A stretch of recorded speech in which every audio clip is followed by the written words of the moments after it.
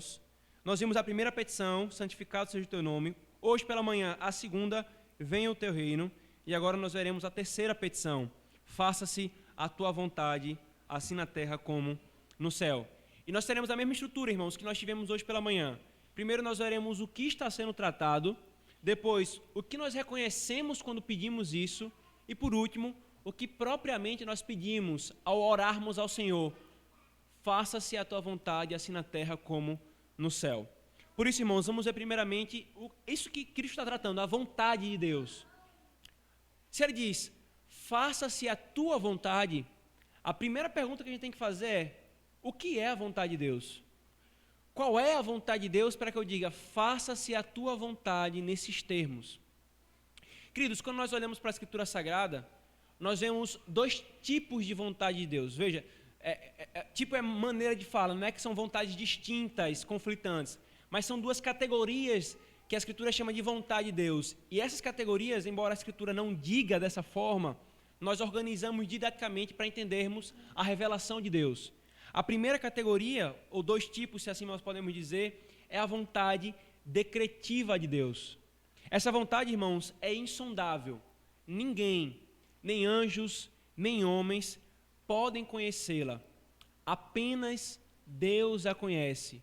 Apenas Deus a tem para si. Ela diz respeito, irmãos, ao soberano plano de Deus que conduz a vida de cada um de nós e a vida de toda a humanidade. Toda a história da humanidade está sendo regida pela vontade decretiva de Deus. O que Ele quer que aconteça, acontecerá. A segunda vontade, irmãos, é a vontade revelada.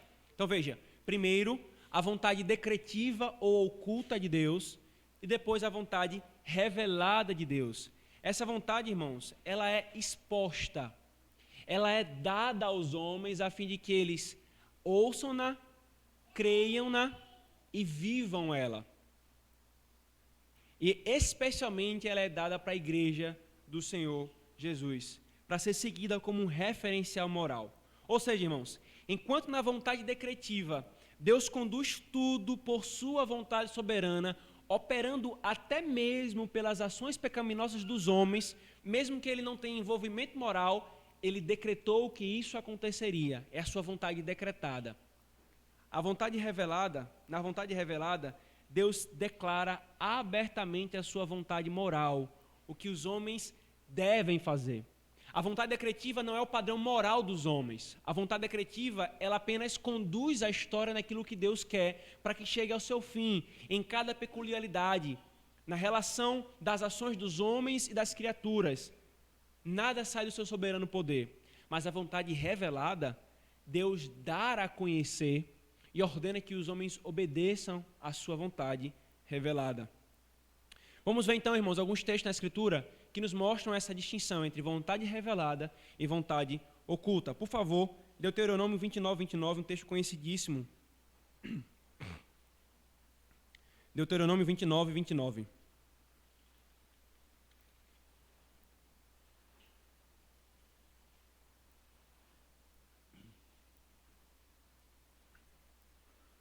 Moisés diz, Deuteronômio 29. As coisas encobertas pertencem ao Senhor, nosso Deus, porém as reveladas nos pertencem, a nós e a nossos filhos, para sempre, para que cumpramos todas as palavras desta lei. Percebe, irmãos? No único versículo, os dois conceitos aqui expostos. As coisas encobertas pertencem ao Senhor, não nos cabe saber. Mas as que foram reveladas, que estão neste livro, e até aqui no processo da revelação, era apenas o Pentateuco, ele diz, pertence a nós e aos nossos filhos. Deus a revelou, é a sua vontade revelada para que nós a cumpramos. Ainda, irmãos, segundo livro das Crônicas, por favor.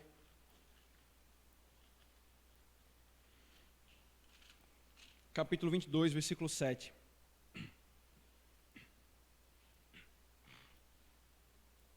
Segundo livro das Crônicas, capítulo 2, versículo 7. Veja o que o narrador diz.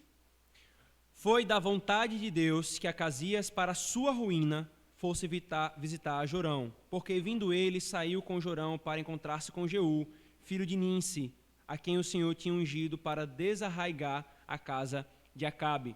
Veja, irmãos, agora o autor não está falando da vontade revelada, segundo Crônicas 22, 7.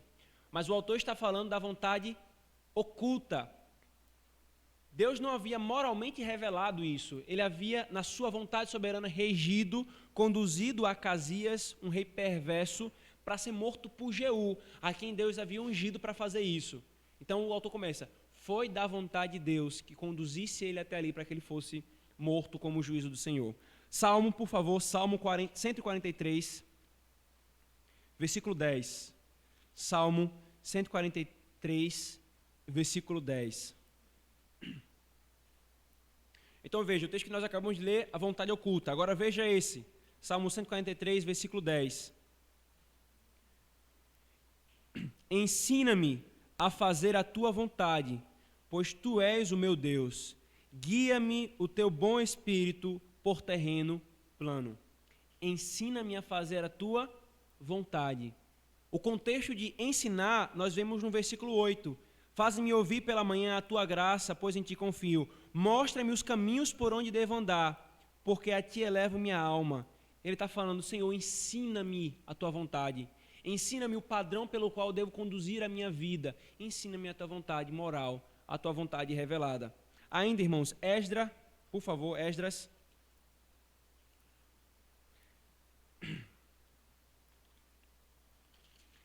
Esdras capítulo 10, versículo 11.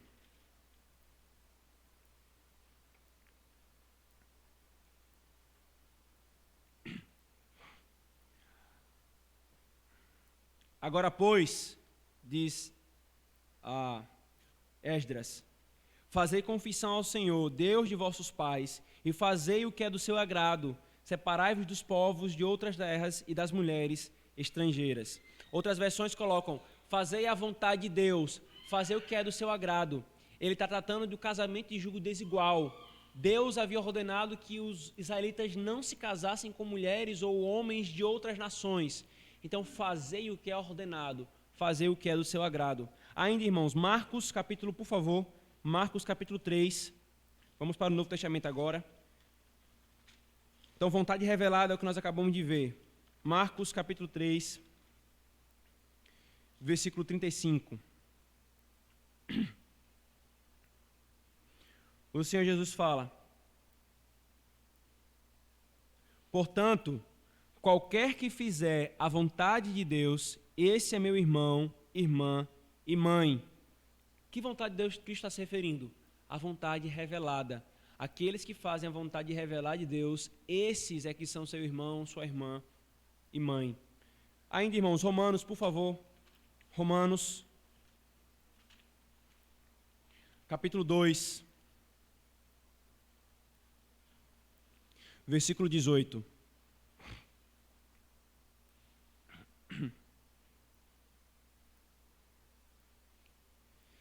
E 18. Se, porém, tu, que tens por sobrenome judeu, e repousas na lei e te glorias em Deus, que conheces a sua vontade e aprovas as coisas excelentes, sendo instruído na lei, que conhece a sua vontade. Que vontade é essa que Paulo está se referindo? A vontade revelada. Mas na mesma epístola, abram lá por favor em Romanos capítulo 11, versículo 33, na mesma epístola, em duas outras ocasiões, Paulo faz referência à vontade oculta de Deus, quando diz, Romanos capítulo 11, versículo 33, ó profundidade da riqueza, tanto da sabedoria quanto do conhecimento de Deus, quão insondáveis são os seus juízos e inescrutáveis os seus caminhos. Uma outra linguagem verotestamentária para se referir àquilo que Deus decreta que fará. São inescrutáveis os seus caminhos. Ainda em Romanos, irmãos, novamente a vontade oculta de Deus, Paulo se referindo, Romanos capítulo 15, versículo 32.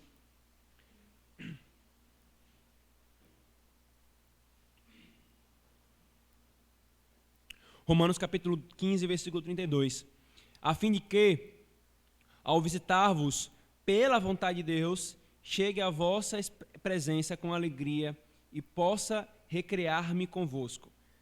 A visitar-vos pela vontade de Deus. Paulo não sabia se conseguiria visitar os romanos ou não. Pela vontade de Deus. Se ele quiser a sua vontade oculta que eu não conheço, eu visitarei vocês. Os irmãos conhecem a história. Paulo não visitou Roma como ele esperava visitar, mas visitou pela vontade de Deus, como um prisioneiro, porque essa vontade era oculta. Ainda, irmãos, vamos ver mais alguns textos, para que fique claro que esse conceito não é inventado, mas é um conceito que a Escritura trata. 1 Pedro, por favor, 1 Pedro capítulo 2, versículo 15.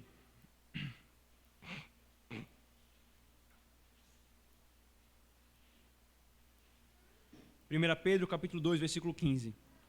Porque assim é a vontade de Deus, que pela prática do bem façais emudecer a ignorância dos insensatos. Ainda Pedro, capítulo 4, versículo 2. Para que no tempo em que vos resta na carne, já não vivais de acordo com as paixões dos homens, mas segundo a vontade de Deus. Que vontade Pedro está tratando? A vontade revelada. Mas na mesma epístola, veja capítulo 3, versículo 17.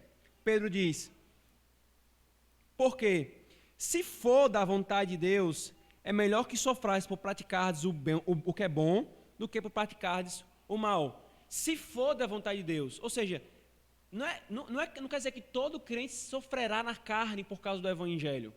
Mas se for da vontade de Deus, é melhor sofrer por fazer o bem do que por fazer o mal. Tiago, irmãos, capítulo 4.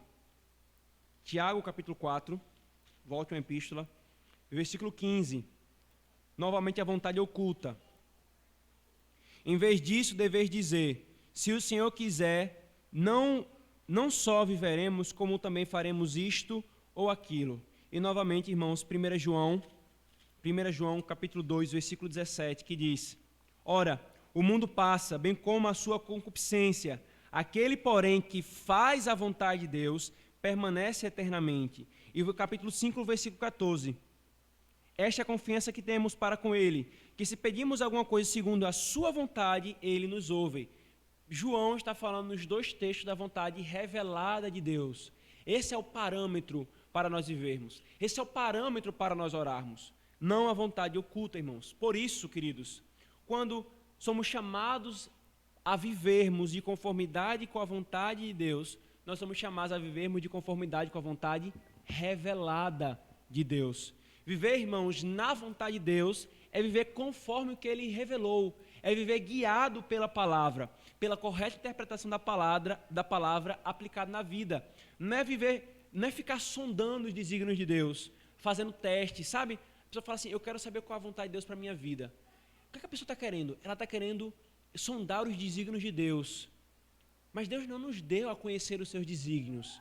Sim, como é que nós vivemos a vontade de Deus? Eu posso ter certeza que eu estou vivendo a vontade de Deus quando, em primeiro lugar, eu ouço a sua vontade revelada, procuro vivê-la, aplicando corretamente a sua correta interpretação na minha vida.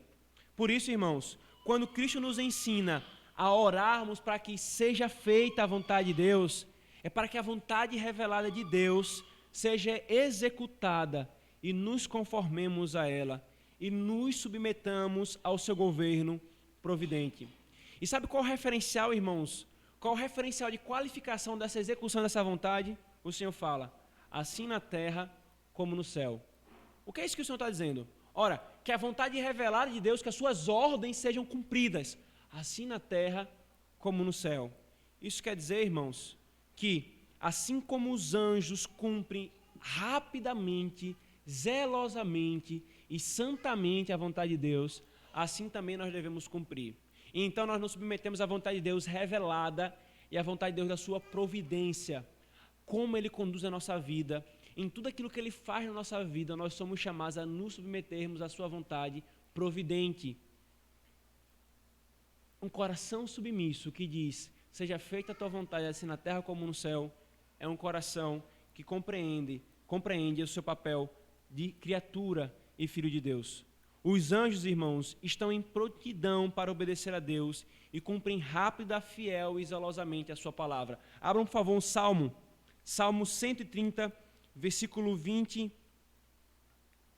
Salmo 103, versículo 20 e 21.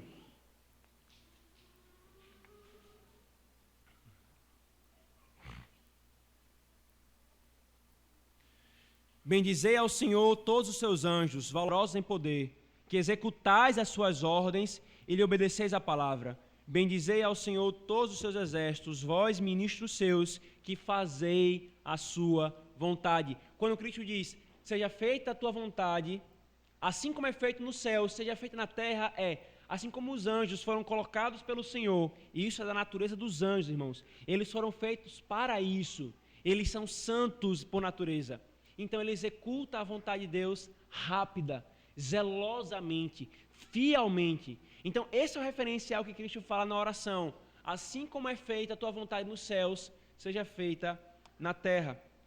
Agora, irmãos, conquanto licitamente os anjos sejam um dos maiores exemplos de submissão à vontade revelada e providencial do Senhor, e o nosso Senhor Jesus Cristo usa esse referencial para nós temos um referencial ainda maior de submissão à vontade do Senhor.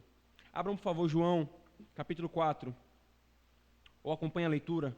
João, capítulo 4, versículo 34.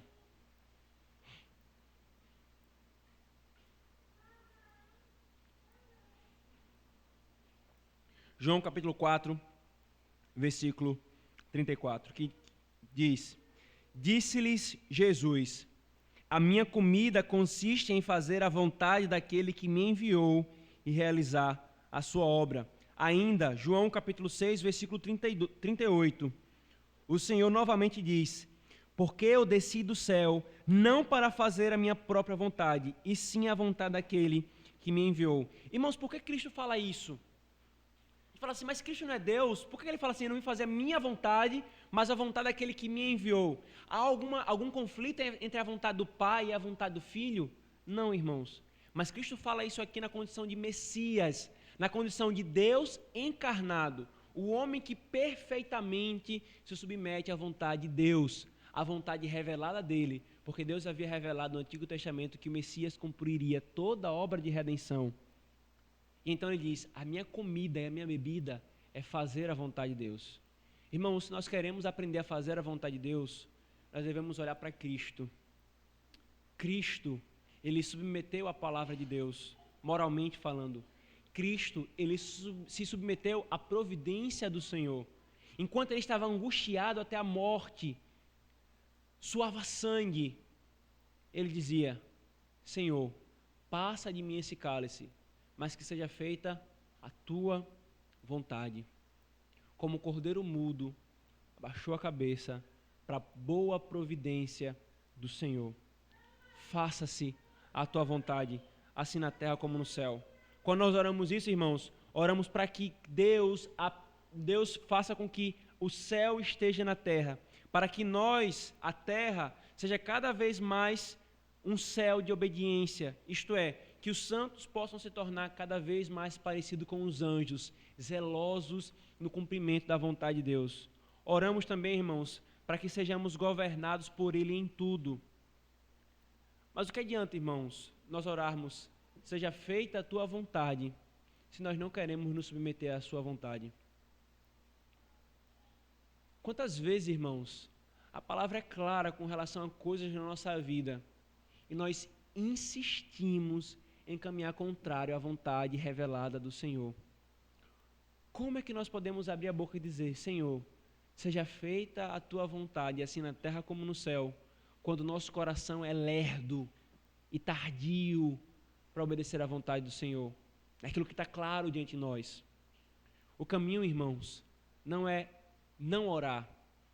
O caminho é orar com sinceridade, Senhor, que meu coração se submeta à tua palavra, que meu coração se submeta à tua providência. Muito aquilo, irmãos, que nosso coração esperneia dentro de nós, que nos aflige até a morte, muito do que está por trás é quando nós não submetemos à providência do Senhor. É quando nós não submetemos à sua palavra, então nós colhemos os tristes frutos de um caminhar impiedoso. O que está por trás? Está por trás um coração que orou, seja feita a tua vontade, mas não estava disposto a realmente fazer a vontade do Senhor. Queridos, que o nosso coração possa orar sinceramente ao Senhor, seja feita, Senhor, a tua vontade. E por que essa oração é tão importante, irmãos? Porque ela reconhece uma coisa, aqui vem o segundo ponto do sermão. Ela reconhece uma coisa, ela reconhece a nossa indisposição de fazermos a vontade do Senhor. Quando nós oramos, Senhor, seja feita a tua vontade, nós estamos reconhecendo, Senhor, por natureza, nós e os demais homens não apenas não somos inclinados a te obedecer, como somos inclinados a nos rebelarmos contra a tua vontade. Não apenas nós temos incapacidade de obedecer, como a nossa total capacidade é de rejeitar a tua vontade. Essa é a inclinação do nosso coração, irmãos. E tristemente, muitas vezes, até daqueles que foram convertidos já pelo Senhor. Ou então, irmãos, nós também reconhecemos que somos propensos a desanimarmos e a murmurarmos da sua providência e inteiramente inclinados para fazermos a vontade da carne e do diabo. Quando nós oramos, irmãos, seja feita a tua vontade, nós estamos reconhecendo para o Senhor, Senhor, nós não conseguimos fazer a tua vontade. Nós somos tão medíocres, tão fracos, tão pobres, tão cegos, tão nus, que nós temos que nos quedar diante do Senhor, reconhecendo, faz, Senhor, em nós, opera em nós, opera nos homens, para que tua vontade seja estabelecida na terra. Veja, irmãos, Romanos capítulo 8, capítulo 7, por favor. Por que esse é o reconhecimento? Veja o que Paulo fala em Romanos capítulo 7.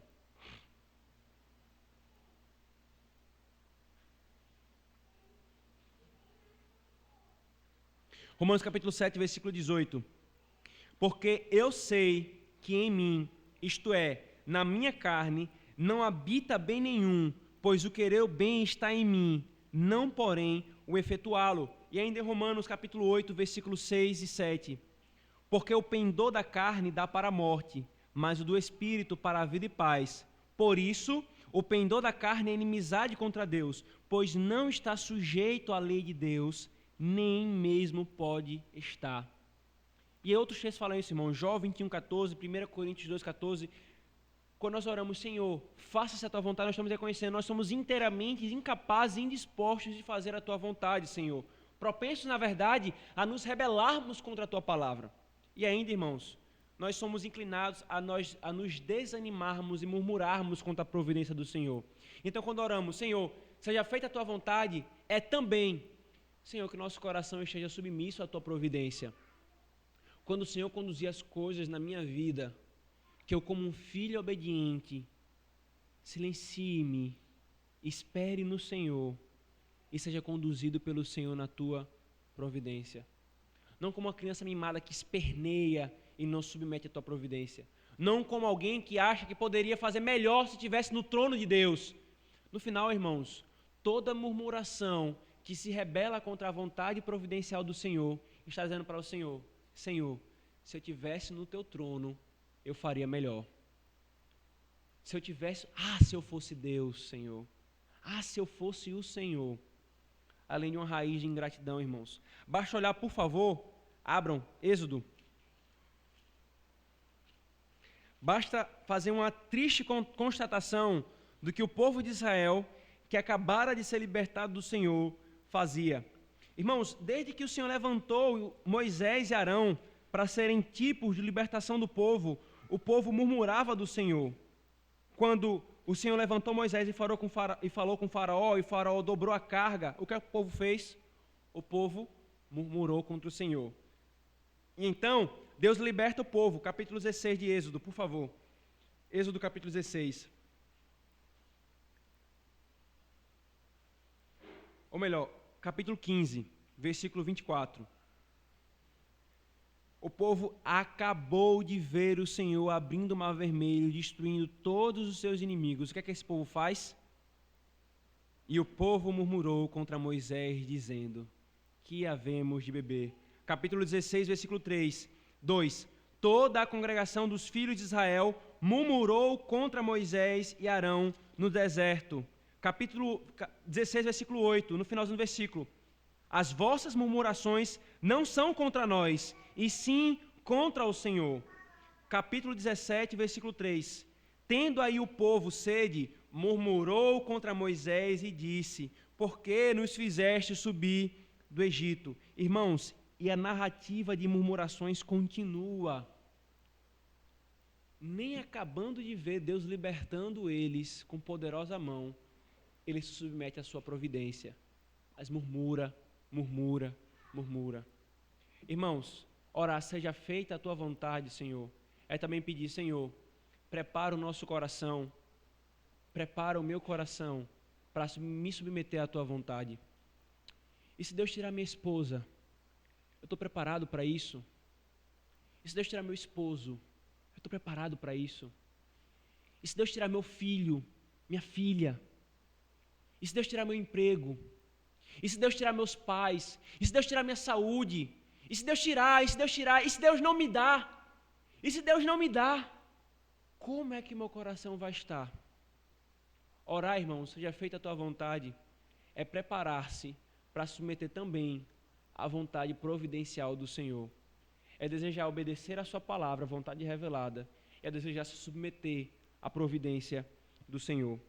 As nossas murmurações, irmãos, contra a providência de Deus, a nossa carne, as nossas fraquezas e negligências e preguiças nas coisas espirituais, as nossas indiferenças, tudo isso aponta para a necessidade de orarmos, Senhor, faça-se a tua vontade.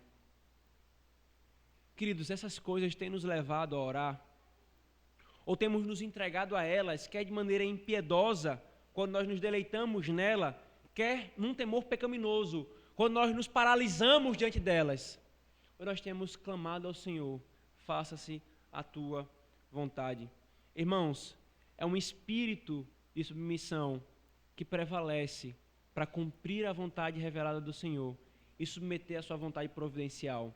Apenas um espírito que ora, seja feita a tua vontade, pode viver no centro da vontade de Deus. Você não precisa fazer testes para saber qual é a vontade de Deus. Você precisa simplesmente se submeter à revelação dele e orar para que na sua providência seu coração esteja guardado no Senhor. O que é que então, irmãos, nós pedimos propriamente com essa petição? Primeiro, pedimos que Deus, pelo seu Espírito, tire de nós e dos demais toda cegueira, fraqueza, indisposição e perversidade de coração. Abra, por favor, Efésios, por favor. Efésios capítulo 1, Efésios capítulo 1, versículo 17 e 18. Veja essa petição sendo feita com outras palavras pelo apóstolo Paulo. Efésios capítulo 1, versículo 17 e 18. Ele diz que ora para que Deus, o Deus de nosso Senhor Jesus Cristo, o Pai da glória, vos conceda espírito de sabedoria e de revelação no pleno conhecimento dele, iluminados os olhos do vosso coração, para saberdes qual é a esperança do seu chamamento, qual a riqueza da glória da sua herança nos santos. Nós oramos para que Cristo ilumine os nossos olhos, para conhecermos a sua vontade, para vermos o que ele tem desejado para nós. E também oramos, irmãos, pela sua graça, para que a sua graça nos fortaleça, nos faça capazes e prontos a conhecer, fazer e submetermos à sua vontade em tudo. Hebreus, por favor, Hebreus, capítulo 13, versículo 20 e 21. Se você não abriu, ouça a leitura que diz: ora, o Deus da paz, que tornou a trazer dentre os mortos a Jesus, nosso Senhor, o grande pastor das ovelhas, pelo sangue da eterna aliança, vos aperfeiçoe em todo bem, para cumprirdes a sua vontade, operando em vós o que é agradável diante dele, por Jesus Cristo, a quem seja a glória para todo sempre. Amém. Novamente, a mesma petição sendo orada com outras palavras. E aqui, irmãos, vem uma observação, um parênteses importante. Essa prova, o que os apóstolos fazem é a prova de que, sim, como eu falei na exposição do prefácio da oração do Senhor, nós podemos orar exatamente as palavras da oração, nós podemos fazê-lo, mas o princípio é muito mais abrangente, é nós fazermos com que tais princípios revelados na oração do Senhor permeiem a nossa oração. Nós acabamos de ler duas orações, uma do apóstolo Paulo e outra do autor aos Hebreus, orando, seja feita a tua vontade, com outras palavras, orando, Senhor, habilita-nos a fazer a tua vontade, porque nós não somos capazes de fazê-lo por nós mesmos. Essa petição, irmãos, é a essência das nossas lutas contra o pecado. Elas devem estar constantemente em nossos lábios. estamos pedindo por poder para obedecer a Deus, por iluminação, para conhecermos corretamente a sua palavra. Orar para que a pregação da palavra de Deus, a vontade de Deus, seja aclarada e vivida por mim e por meus irmãos. E aqui vem outra aplicação, irmãos. Quando nós falamos assim, irmãos, orem pela pregação de domingo. O que nós estamos fazendo quando nós oramos pela pregação de domingo? Seja feita a tua vontade. Isto é, Senhor, capacita-nos. Que a pregação do domingo o Senhor fale conosco, fale comigo, fale com meu irmão, fale com minha esposa, fale com meu esposo, fale com os meus filhos. Senhor, para que todos nós façamos a tua vontade, para que a tua igreja seja edificada. Irmãos, ai do pregador que subir num púlpito sem um espírito de oração e dependência do Senhor. Mas isso é uma via de mão dupla, irmãos. Também ai da igreja que se coloca para ouvir a palavra de Deus sem um espírito de oração, dizendo, seja feita a tua vontade. Irmãos, é como o corpo nós buscamos ao Senhor para que a vontade dele seja feita. Queridos, para tudo isso, para orarmos dessa forma, tem uma coisa essencial que o nosso coração não quer. Aquilo que o nosso coração mais foge. Para eu fazer a vontade de Deus, eu preciso mortificar a minha vontade. É o que a Escritura chama de autonegação. Aquele que quiser vir após mim, tome a sua cruz, negue-se a si mesmo e siga-me. Nós acabamos de ler um texto em 1 Pedro capítulo 4, versículo 2, que no tempo que nos resta, nós que fomos alcançados pelo Senhor, não vivamos segundo a carne, a nossa vontade, mas segundo a vontade do Senhor. E ainda, irmãos, Romanos capítulo 14, versículo 8. Romanos 14, versículo 8.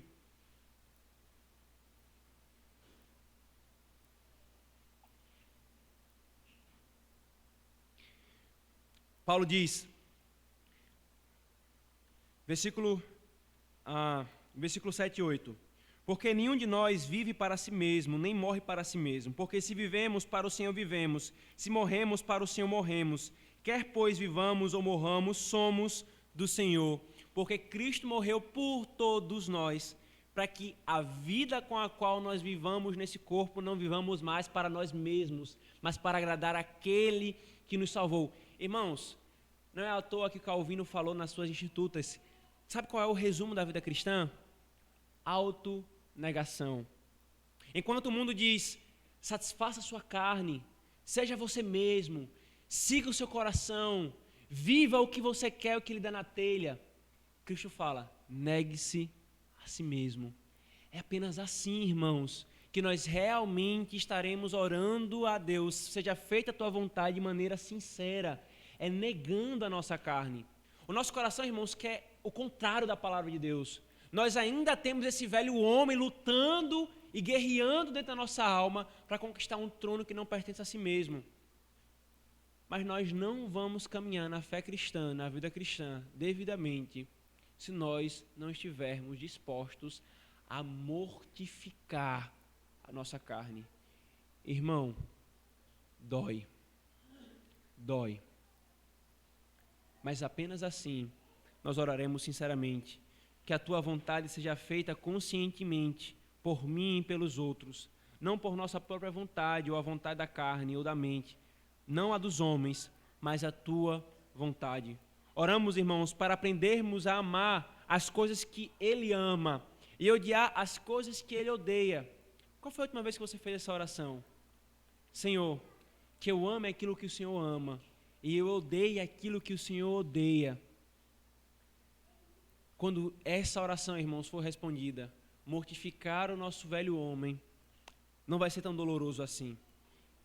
Tem uma coisa importantíssima, irmãos, nessa petição, é que querer fazer a vontade de Deus e fazer a vontade de Deus é a marca do verdadeiro crente. Abra, por favor, Mateus, no Sermão da Montanha, exatamente nele, capítulo 7, versículo 21. Mateus, capítulo 7, versículo 21. Veja o que é que o Senhor Jesus Cristo fala acerca da verdadeira característica daquele que é crente. Cristo fala, nem todo que me diz, Senhor, Senhor, entrará no reino dos céus, mas aquele que faz a vontade de meu Pai que está nos céus. Irmãos, Cristo está advertindo aqui aos falsos crentes que abrem a boca para dizer: Cristo é meu Senhor, Cristo é meu Salvador, mas não submetem à sua vontade. Abrem a boca para dizer: eu serei salvo, mas despreza a vontade desse Senhor. Nem todo que diz Senhor, Senhor entrará no reino dos céus, mas a marca daqueles que entrarão no reino dos céus, tendo sido transformados, é que querem fazer a minha vontade. Conforme Paulo fala em Efésios capítulo 5, versículo 17. Por esta razão, não vos entorneis insensatos, mas procurai compreender qual a vontade do Senhor. Qual é o contrário de procurar compreender a vontade do Senhor? É ser insensato. É ser conduzido pela sua própria vontade, ou pela vontade dos homens. Venha o teu reino. É submeter, irmãos. É desejar fazer a vontade de Deus. Amados, cada uma das petições que nós vimos até agora revela um aspecto do ofício de Cristo. Perceba, santificado seja o teu nome. Cristo é o sacerdote que purifica-nos para santificar o nome do Senhor. Venha o teu reino, o rei que traz o reino de Deus. Seja feita a tua vontade, o profeta que revela a vontade de Deus. Queridos, a oração do Senhor, do início ao fim, nos lembra do nosso Senhor Jesus Cristo e que nós necessitamos dele como nosso sacerdote, o nosso rei e o nosso profeta.